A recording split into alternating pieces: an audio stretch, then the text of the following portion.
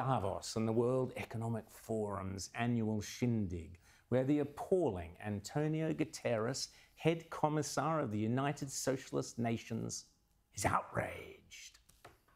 I'm outraged that so many countries and companies are pursuing their own narrow interests without any consideration for our shared future or our common goals. And I'm certain that unless we take action, we can expect much, much worse. Oh yes, poor old unelected Guterres is upset that there are democratic countries and citizens out there who value their own independence and political agency, and there are companies, still some, who still believe that their job is to make a profit. Dear oh dear, what can be done, Antonio?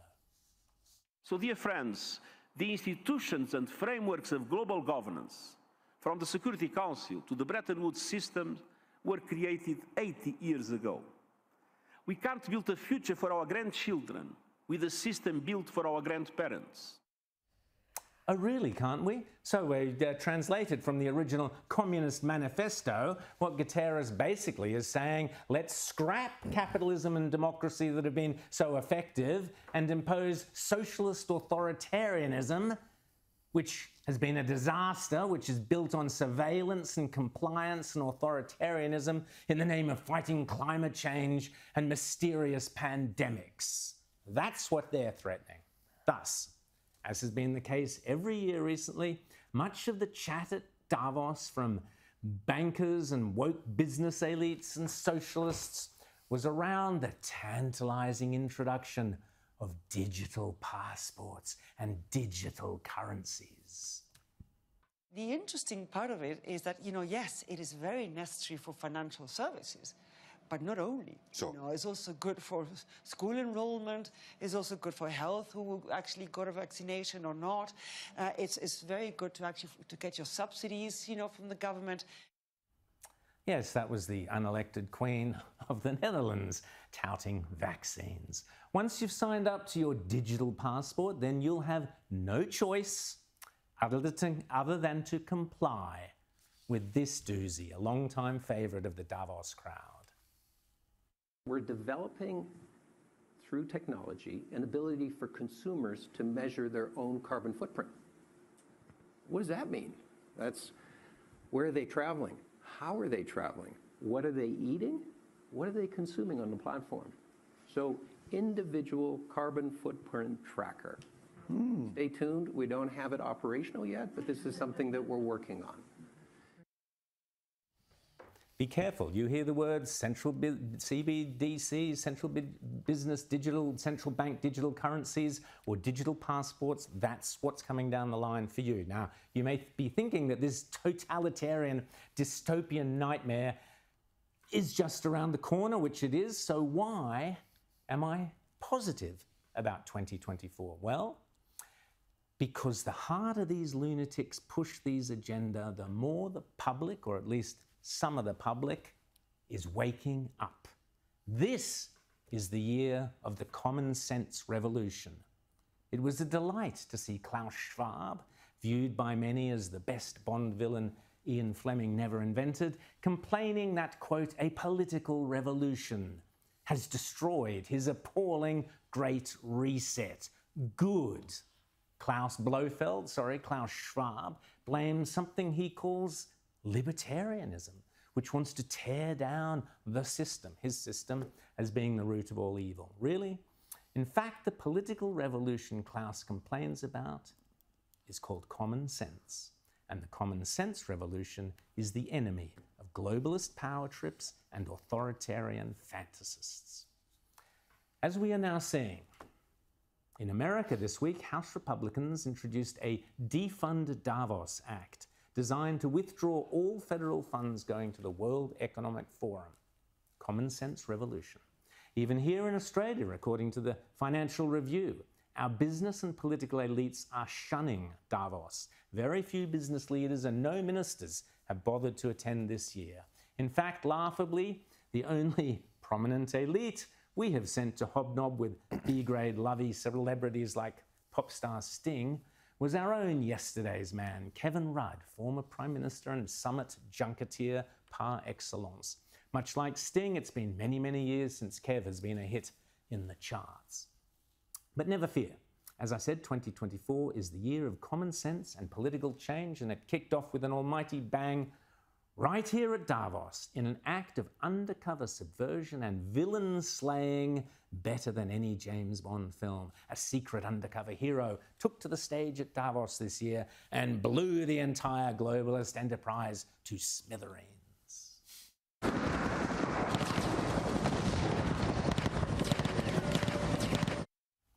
Yes, the new James Bond was newly elected president of Argentina, Javier Milei, who spoke for 23 minutes in what the Finn described as the fieriest speech ever delivered at Davos. I'd love to play the whole speech to you, but I urge you to watch it online later after the show. It is dubbed, weirdly, by AI, quite remarkably into English, but with Javier's accent. I've selected what for me were the highlights, but basically Javier warns that it is Davos and the global elites, the audience in front of him, who are the real problem in today's world, and he warns that the entire West, all of us, are in perilous danger. As he explains in great detail, capitalism has been subverted by big governments of all persuasions working with massive, out-of-control bureaucracies and these unelected institutions that produce nothing, but siphon off the productivity and the wealth, endlessly increasing the taxes on everyday productive citizens to feed the vanity projects of the parasitic elites and an out-of-control welfare state that is pure socialism in all but name. And socialism, as Javier repeatedly points out, always ends in poverty, destitution, and death. Today, I am present to inform you that the Western world is facing a significant threat. It is in danger because those who are supposed to defend the values of the Western world are co-opted by a worldview that inevitably leads to socialism and consequently to poverty and economic deprivation. Now, when studying per capita GDP from 1800 to today, what is observed is that after the Industrial Revolution, global per capita GDP multiplied by more than 15 times, generating an explosion of wealth that lifted 90% of the world's population out of poverty. We must never forget that by the year 1800, about 95% of the world's population lived in extreme poverty, while that number dropped to 5% by the year 2020, prior to the pandemic. The conclusion is obvious. Far from being the cause of our problems, free market capitalism as an economic system is the only tool we have to end hunger, poverty, and destitution throughout the planet. In other words, the capitalist, the successful entrepreneur, is a social benefactor who contributes to the well-being of society as a whole. In short, a successful entrepreneur is a hero. Because it should never be observed that socialism is always and everywhere impoverishing, failed in all countries where attempted. It was a failure economically, it was a failure socially, it was a failure culturally, and it also killed more than 100 million human beings. Indeed. After pointing out the manifest successes of capitalism and the failures of socialism, Javier Milei then describes in great detail how the free markets have been completely compromised by Western governmental bureaucratic intervention. And he asserts, as an economist, that there is no such thing by definition as market failure. And indeed, that the only time markets fail is where there is some form of state intervention or coercion. Indeed, net zero, renewable subsidies, taxes, red tape, green tape, black tape. President Milei then goes on to list how the West has embraced any number of social justice causes, such as feminism, climate change, yada yada, that have distorted and destroyed our productive markets. The solution that collectivists will propose is not greater freedom, but greater regulation, generating a downward spiral of regulations until we all become poorer and the lives of all of us depend on a bureaucrat sitting in a luxury office. This radical feminism agenda has led to increased state intervention, hindering the economic process. It provides jobs to bureaucrats who haven't contributed anything to society, whether through women's ministries or international organizations promoting this agenda. Unfortunately, these harmful ideas have strongly permeated our society.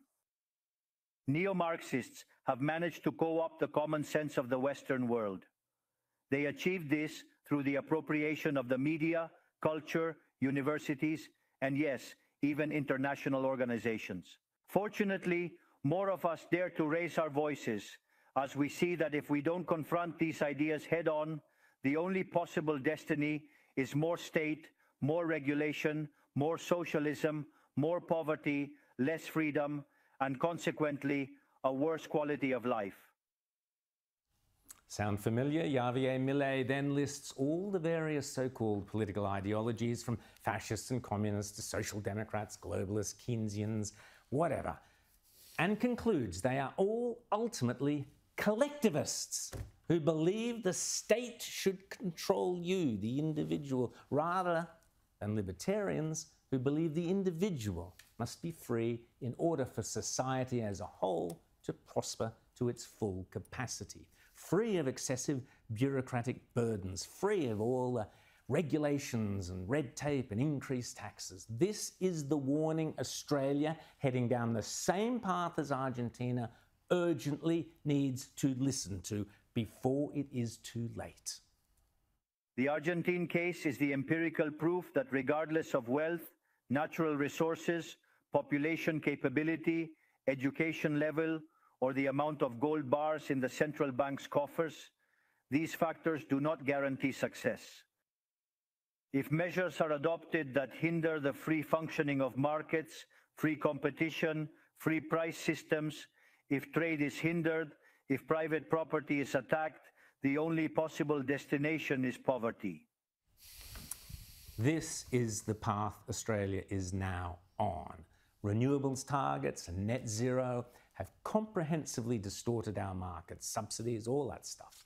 Labor's endless red tape, green tape, and now black tape is crippling not only industry and manufacturing, we heard earlier how it is plummeting manufacturing in this country, but small businesses and entrepreneurs. You feel it.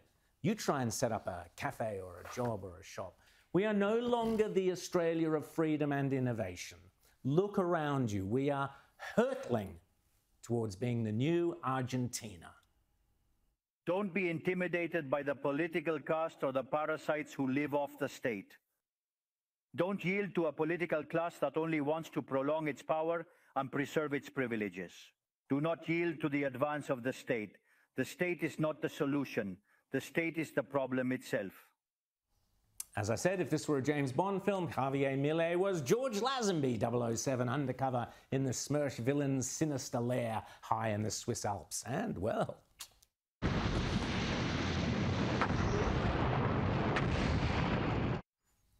But wait, there was more. Bond had, as always, his American sidekick. Here's the Heritage Foundation's Kevin Roberts. President Trump, if he's the next president, for that matter, I think whoever the next conservative president, is going to take on the power of the elites, which I've mentioned earlier. But the thing that I want to drive home here, the very reason that I'm here at Davos, is to explain to many people in this room and who are watching, with all due respect, nothing personal, but that you're part of the problem. Ultimately, Robin, I think President Trump, if in fact he wins a second term, is going to be inspired by the wise words of Javier Milei, who said that he was in power not to guide sheep, but to awaken lions. Indeed. Kevin Roberts went on to say, and I love this, that the agenda that every member of the Trump administration has is to compile a list of everything that's ever been proposed at the World Economic Forum and ditch it all. And right on cue, just when you thought the Chinese-style surveillance digital passport CBDC world is inevitable, up popped Trump. And tonight I'm also making another promise to protect Americans from government tyranny. As your president, I will never allow the creation of a central bank digital currency. You know about that? Hoorah! Yes, I've got a feeling 24 is going to be a good year. Millet, Trump, Poilievre in Canada, Dutton here. It's time to wake up, Lions. The common sense revolution is here.